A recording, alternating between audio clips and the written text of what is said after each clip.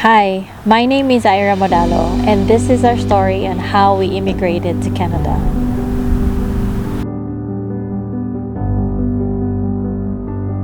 So my name is Ayra Modalo. We migrated here in Canada 11 years ago, 2010 on March, with my husband and my eldest son. So I was born and raised in the Philippines, in Davao City. So Bisaya ko, Bisdak. Kauban sa kumbana, taga Davao po siya. He is a paramedic and I am an interior designer.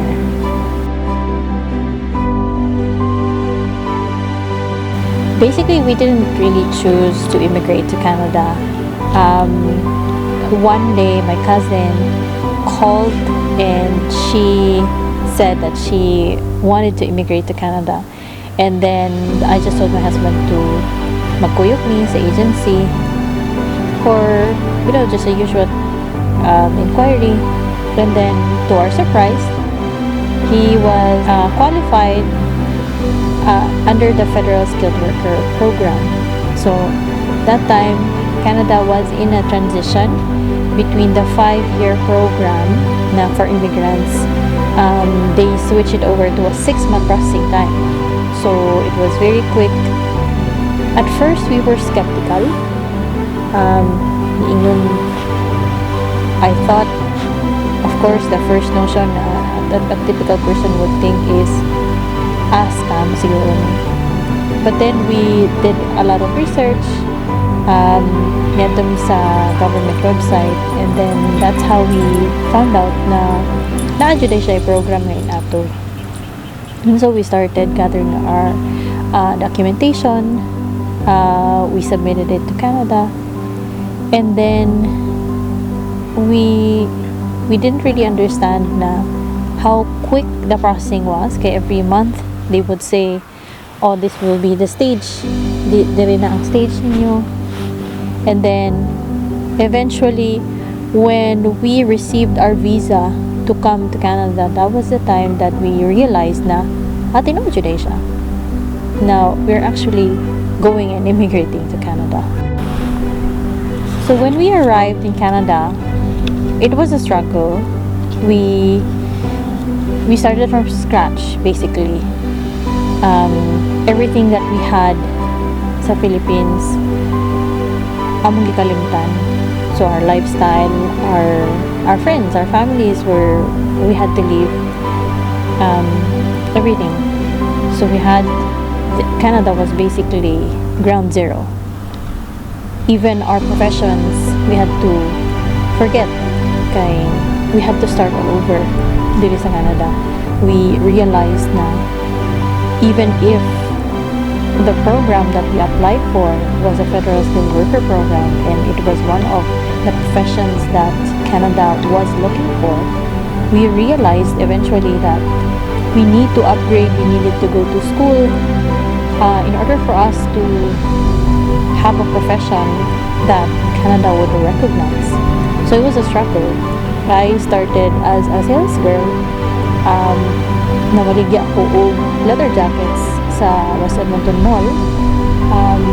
I had to learn how to count their money. Of course, I don't recognize their money. And then I had to learn their culture.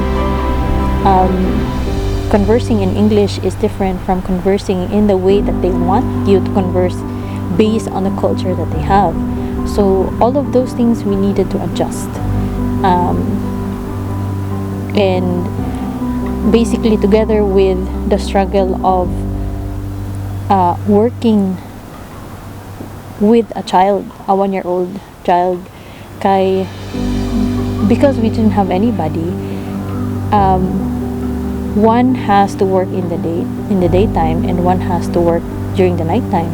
So luoy kayo itong magtrabaho during the night, because basically that person will not have sleep kay naa pa siya bata nga bantayan sa adlaw. So that was a struggle, but my husband and I was actually adamant in persisting that we will not leave our child in a daycare system kay first of all we wanted to preserve our language. Yes, we actually went home uli me for few years. Kay the challenge was always how you can put your feet and have roots in a different country. If you think about it, really malalim na mubahin ka in one country to another. So I had heard stories na people would do a soft landing, which would mean they would come here just for a few months, try if this is the country that they want, and then they would leave. With us, we stayed for a few years, and then eventually we wanted to go back home. But then again, we came back. Kay opportunities here in Canada is everywhere. Basta dili lang ka mamili of work, you would have opportunities that are endless in Canada. It's a bittersweet experience karon na with COVID.